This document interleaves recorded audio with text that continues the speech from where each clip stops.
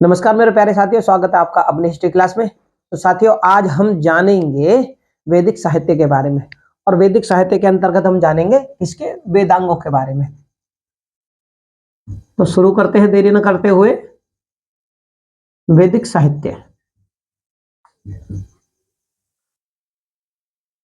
वैदिक साहित्य और वैदिक साहित्य के अंतर्गत हम क्या जानेंगे? तो वेदांगों के बारे में आज, ठीक है।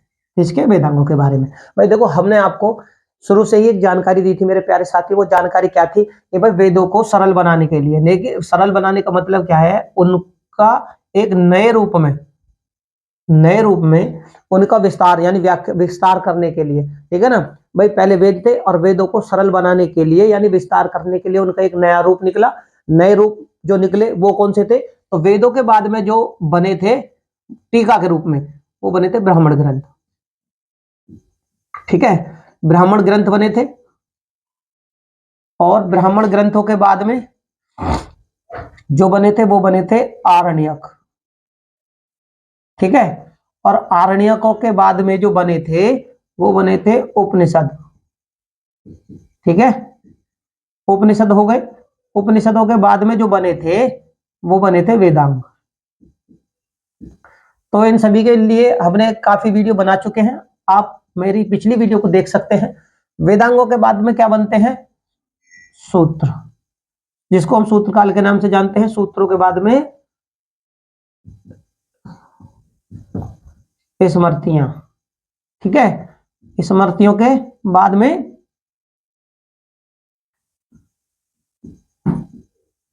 महाकाव्य, और महाकाव्य के बाद में जो बनते हैं वो बनते हैं पुराण, ठीक है मेरे प्यारे साथियों। तो ये वैदिक साहित्य है।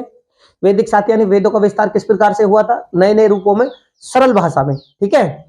अब इनके सभी के बारे में हमने देखो पिछली वीडियो में जानकारी आप लोगों से साझा की है, ठीक है। आज जो हम जानेंगे वो जानेंगे वेदांग। भाई वेदांग क्या है? भाई उपनिषदों का जो अंतिम भाग था वो वेदांग कहलाता था। और वेदांगों की जो संख्या होती थी वो होती थी 6, ठीक है ना। वेदांगों की संख्या कितनी थी? संख्या थी वेदांगों की 6।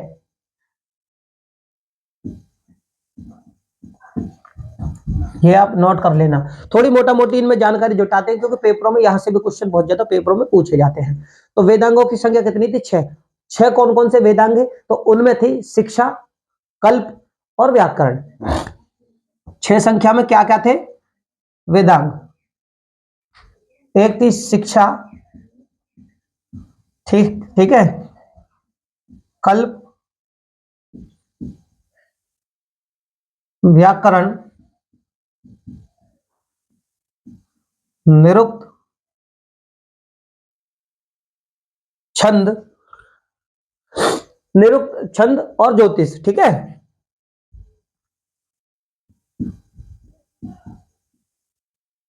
ये सब क्या थे? ये 6 रूपों में वेदांग थे, ठीक है। अब 6 रूपों में वेदांग थे, किसमें लिखे गए थे? तो देखो भाई, ये जो थे गद्य में, किसमें लिखे गए थे? लिखे किसमें गए थे? तो इनकी जो भाषा थी यानी कि जो इनका जो रचना हुई वो हुई थी किसमें? गद्य रूप में। ये लिखे गए गद्य रूप में,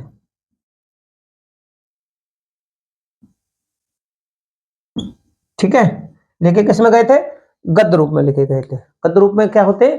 गद्य रूप में भी क्या? सूत्रों में। अब देखो शिक्षा जो है, अगर हम अब बात करते हैं देखो शिक्षा की। शिक्षा जो है उसके जो स्वर हैं, यानी जो हमारे सामवेद से क्या निकले थे? स्वर निकले थे। और स्वर कितने थे? वो 7 थे। तो उन्हीं स्वरों को, वैदिक स्वरों को शुद्ध उच्चारण के लिए जिसका निर्माण किया गया, ठीक है, वो क्या थी? शिक्षा, ठीक है। भाई जो उनके स्वर थे, वैदिक स्वर, उनको शुद्ध उच्चारण के लिए जिस शिक्षा का निर्माण किया गया, ठीक है ना, वो थे वेदांग। वेदांग में शिक्षा के अंतर्गत थे। अब इसकी तुलना किससे की गई थी? तो इसकी तुलना जो की गई थी, शिक्षा की जो तुलना यानी शिक्षा का जो विस्तार हुआ था वो नाक से,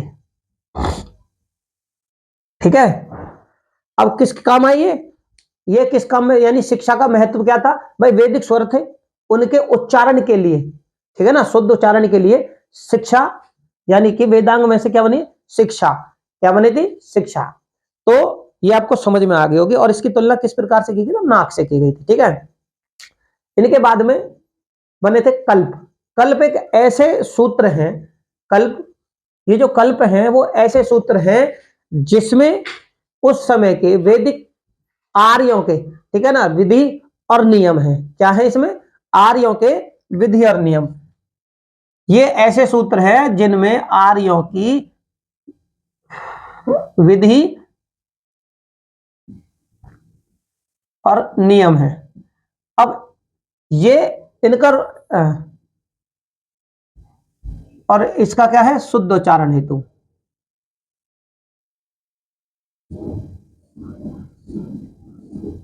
शिक्षा का काम है वैदिक स्वरों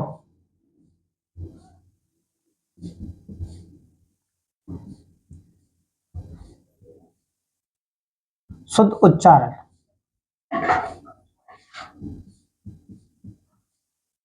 ठीक है ना। वैदिक स्वरों के शुद्ध उच्चारण के लिए शिक्षा का विकास होता है। और विकास किससे होता है? तो नाक से की जाती है। इसकी तुलना नाक से।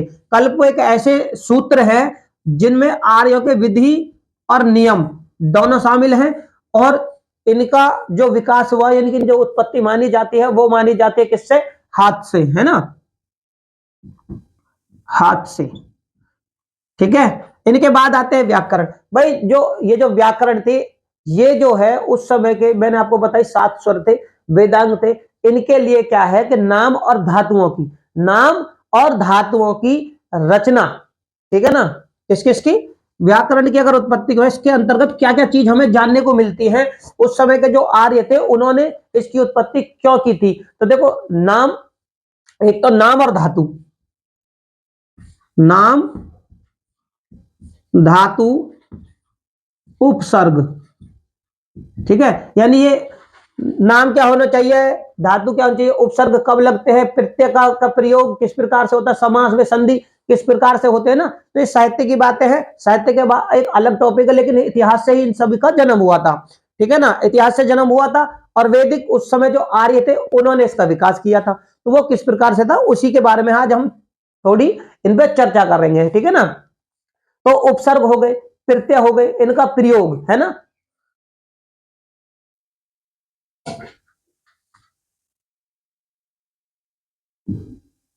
प्रत्यय, समास, संधि,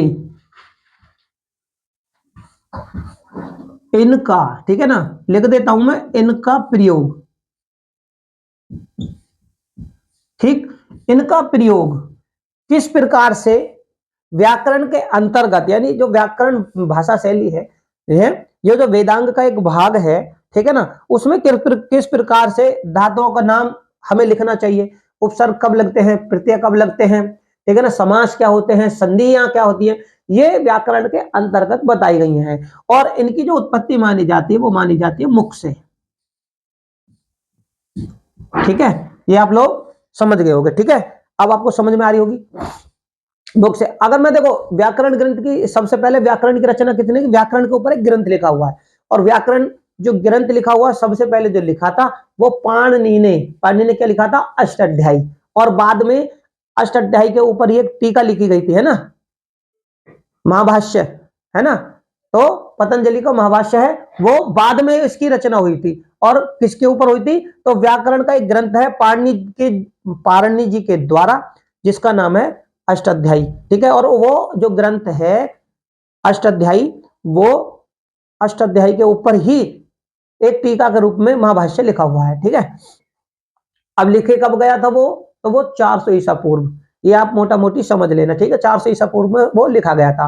बात करते हैं निरुक्त की। भाई देखो, जो निरुक्त शब्द है, शब्दों का जो क्यों होता है ना, शब्द का क्यों जो होते हैं ना, शब्द क्यों होते हैं, किस लिए होते हैं, है ना। तो ये जो जानकारी दी जाती है, दी गई वो निरुक्त में दी गई। ठीक है ना। इसमें ये जो शास्त्र है निरुक्त, ठीक है ना, ये क्या है, भाषा विज्ञान का शास्त्र है। ठीक है। क्या है, भाषा विज्ञान का। इसमें लिख दूं शब्दों का प्रयोग क्यों होता है। ठीक है।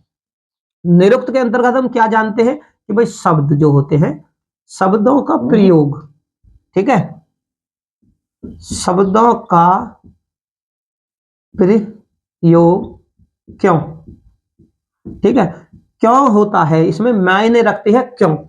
अब इनका प्रयोग क्यों होता है, और ये क्या है, भाषा विज्ञान का ग्रंथ है, ठीक है, भाषा विज्ञान का, भाषा विज्ञान का ग्रंथ है ये निरुक्त।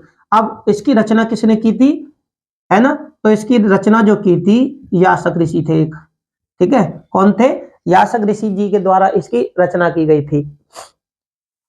और कब का है ये, तो देखो ये लगभग जो है, लगभग संभवतः ये पांचवी सदी ईसा पूर्व का, ठीक है, समझ में आ गई होगी आप लोगों को, ऋषि का नाम ये भी। अब बात करते हैं, थोड़ा आगे बढ़ते हैं, निरुक्त के बाद में देखो क्या बनते हैं, छंद। अब छंद वैदिक साहित्य में क्या है, छंद के अंतर्गत हम क्या पाते हैं, भाई वैदिक साहित्य की जानकारी तो हम जुटा ही रहे, तो छंद के अंतर्गत जो हम पाते हैं वो गायत्री,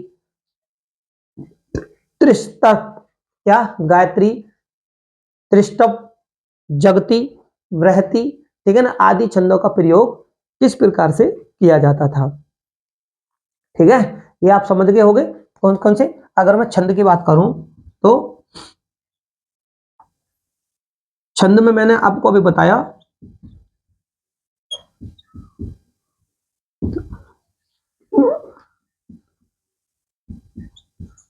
जगती, ये छंद के अंतर्गत त्रिटु सब, ठीक है ना, जगती हो गई, गायत्री हो गई, बृहति हो गई, है ना,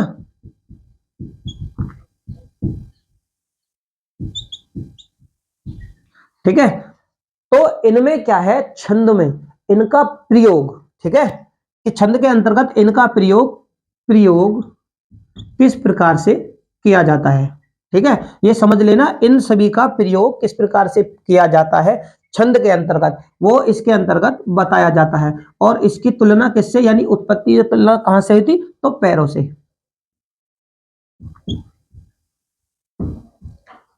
ठीक है, तो पैरों से होती। बात करते को ज्योतिष, ज्योतिष एक क्या कहते हैं, ज्योतिष का जो विकास हो, ज्योतिष नाम से आपको जैसे तात्पर्य लग रहा होगा भी, ज्योतिष जो है ना वो आंखों का, है ना, ज्योतिष विज्ञान के था, ज्योतिष जो है वो आंखों का, यानी ज्योतिषी अपने भविष्य की कामना, यानी भविष्य के बारे में किस प्रकार से देखी जाए तो वो ज्योतिष विज्ञान के अंतर्गत आता है, ठीक है ना।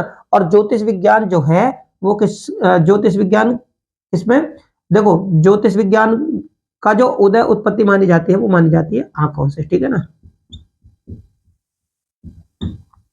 इससे भविष्य के बारे में जो जानकारियां देखी जाती है ना वो इसी से देखी जाती है। बात करता हूं मेरे प्यारे साथियों छंद के बारे, सॉरी वेदांगों के बारे में हमने आपको छोटी सी जानकारियां साझा की हैं, ठीक है। तो इसमें हमें पता चला कि भाई शिक्षा, कल्प, व्याकरण, निरुक्त, छंद, ज्योतिष ये गद्य रूप में है, और इनके अंतर्गत हम क्या क्या चीजें जानते हैं, किस प्रकार से जानते हैं, उनके बारे में हमने जानकारी आपसे साझा की। बात करते हैं देखो सूत्रों की। भाई देखो वेदांग के बाद में क्या बने थे, तो सूत्र बने थे, ठीक है। तो अब मैं सूत्रों के बारे में थोड़ी सी जानकारी जुटा लेते हैं। सूत्र देखो ऐसी विधि है ना, सूत्रों में क्या था, आर्यों की, उस समय के जो उत्तर वैदिक काल के आर्य थे उनके विधि नियमों का, विधि और जो नियम थे ना वो सूत्रों के अंतर्गत थे, ठीक है ना। और विधि नियम आर्यों के इसमें होने के कारण, सूत्रों में होने के कारण जो विधि नियम थे, इसी कारण इनको कल्प सूत्र के नाम से जाना गया।